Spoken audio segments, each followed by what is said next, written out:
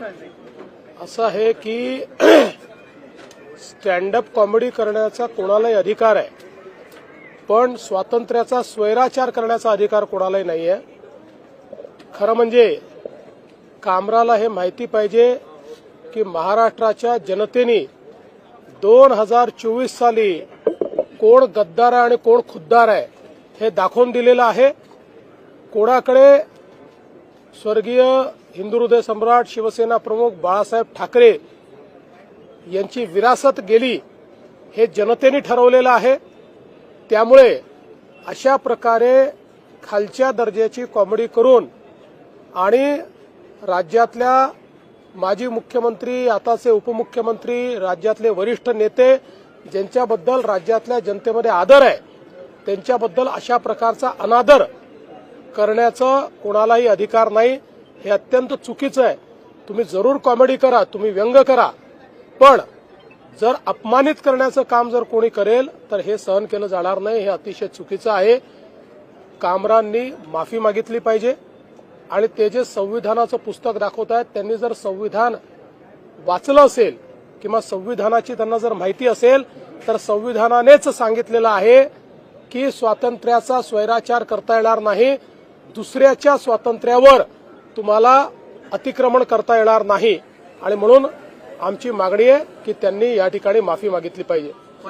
ये जो जिस प्रकार से स्टैंड अप कॉमेडियन कामरा इन्होंने एक गीत के माध्यम से महाराष्ट्र के पूर्व मुख्यमंत्री और विद्यमान उपमुख्यमंत्री श्री एकनाथ शिंदे जी को अपमानित करने का प्रयास किया है, ये गलत है.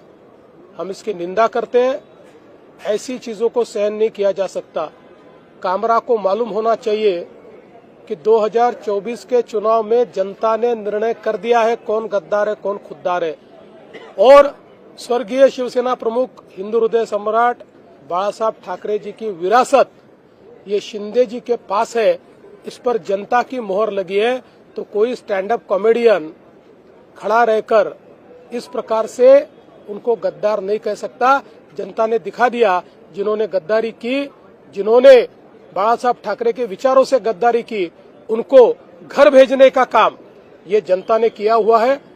और मैं ये मानता हूं कि कॉमेडी करने का भी अपना अधिकार है, व्यंग कसने का भी अधिकार है. हमारे ऊपर भी चाहे जितना व्यंग कसिए, इसमें कोई किसी को दर्द नहीं है.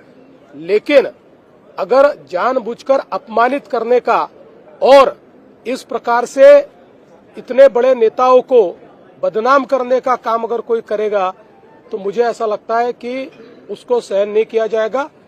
उस पर जो भी कानूनन कार्रवाई है वो कार्रवाई की जाएगी.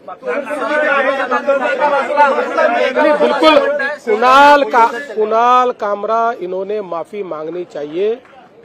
वो जिस प्रकार से संविधान का फोटो दिखाकर ट्वीट कर रहे हैं, ये वही लाल संविधान है जो राहुल गांधी दिखाते हैं. ये राहुल गांधी का संविधान जो न राहुल गांधी ने पढ़ा है न कामरा ने पढ़ा है. ऐसे संविधान का फोटो निकालकर आपकी गलती को आप लेजिटिमेट नहीं कर सकते, क्योंकि इसी संविधान ने ये कहा है कि हरेक की स्वतंत्रता ये अक्षुण्ण है, लेकिन उस पर मर्यादा भी है. जब वो दूसरे की स्वतंत्रता पर आक्रमण करती है तो ऐसी स्वतंत्रता पर मर्यादाएं भी आती है. दूसरे की स्वतंत्रता पर, दूसरे के विचारों पर आप आक्रमण नहीं कर सकते. इसलिए राहुल गांधी का संविधान दिखाकर आप अपने कुकर्मों से नहीं बच सकते.